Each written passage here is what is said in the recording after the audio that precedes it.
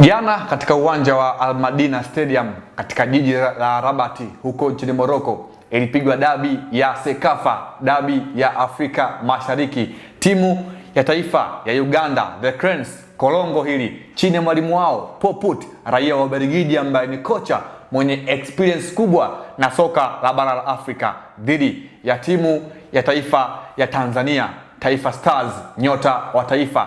Mchezo ambao uliisha kwa sare ya bao 1-1, lakini ulikuwa ni mchezo ambao hakika tulishuhudia ladha ya dabi, kama ilivyo tu dabi ya Kariakoo, kama ilivyo dabi ya Cairo, kama ilivyo tu dabi ya Casablanca pale nchini Morocco. Jana ilipigwa mbungi kweli kweli. Makocha wa timu zote mbili, kwa maana ya Poput wa upande wa Uganda, lakini pia Miguel Angel Gamondi Mwargentina huyu katika kikosi cha timu ya taifa ya Tanzania.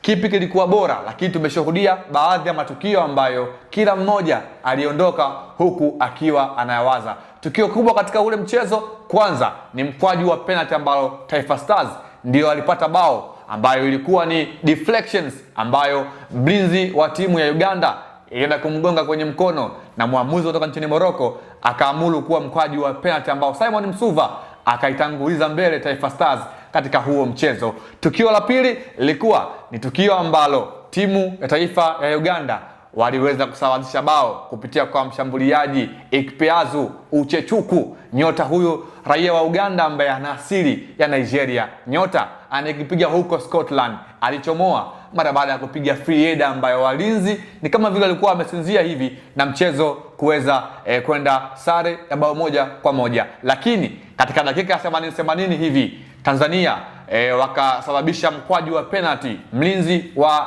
national team Tanzania kwa maana ya Haji Mnoga alimvuta mshambuliaji wa timu ya taifa ya Uganda na mwamuzi kuamuru kwamba ni mkwaju wa penalty ambao unabidi kuelekezwa katika lango la Taifa Stars.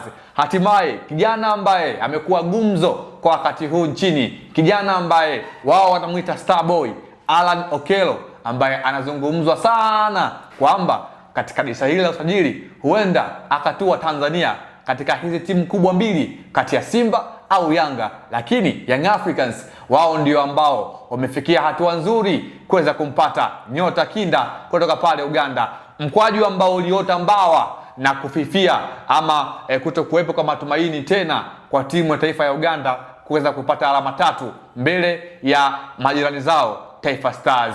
Hizo ndizo ambazo kilitokea jana katika uwanja wa Al Madina huko nchini Morocco. Moja, dabi ya Sekafa imeisha hivyo. Mambo yalikuwa mengi, tulikuwa tumeshaanza kuona ile ladha ya kupata ushindi wa kwanza katika michuano ya AFCON, lakini imekuwa ndivyo sivyo. Tumebakiza mchezo mmoja katika michuano ya AFCON. Mpaka hivi sasa tuna alama 1 tu. Mechi ya mwisho ni dhidi ya Eagle of Carthage kwa maana ya Tunisia. Hawa ni balaa kweli kweli. Je, tutawaweza? Utakwenda kuwa mchezo wa aina gani? Kwanza, Tunisia wao wenyewe jana walipoteza bao 3-2 kutoka kwa Super Eagles ama Nigeria.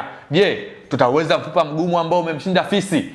Hilo ni swali ambalo kila mmoja amekuwa anajiuliza. Tanzania imekuwa na mwendelezo mzuri, kocha mzuri, performance nzuri, lakini haijawahi kupata ushindi hata kwenye mchezo mmoja katika michuano ya AFCON. Mwenyezi Mungu tujalie Tanzania. Mwenyezi Mungu ibariki Taifa Stars.